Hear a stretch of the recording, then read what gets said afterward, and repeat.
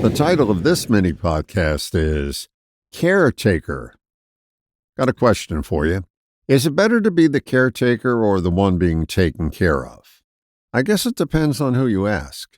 For me, I prefer the caretaker role, but I find it has a huge downside.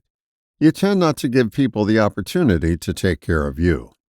I'm certain the reverse is equally accurate. Being cared for all the time doesn't afford you much opportunity to be the caretaker. Is there a middle ground? If so, how do we find our way there? Sadly, I don't have an answer, just a suspicion.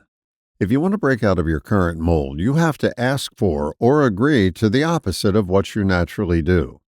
In the past, it's been hard for me to ask and difficult to agree. It's hard for a caretaker to ask you to do something because they've been highly conditioned to be the doer. And it's hard for the cared for to ask for the opportunity to be the caretaker because they've been highly conditioned to receive. Push can come to shove when we seek the opposite. It's like the Seinfeld episode where Jerry is arguing with his parents as to who pays the check. Most of us have had moments similar to that.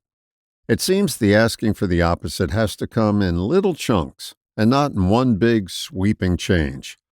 Sticking with the arguing for the check example, it could be something as simple as this.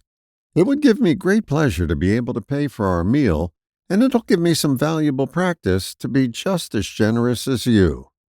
If you are the caretaker, entertain saying yes when you normally say no. People will offer you care. You just have to allow them the opportunity to do for you from time to time. We have so much invested in our roles that we forget we bankrupt ourselves and others when we don't allow for the opportunity of role reversal. Give it a go. See where it goes. You may discover that more people care about you than you ever knew, or that you can take on more responsibility that benefits you. All the best, John.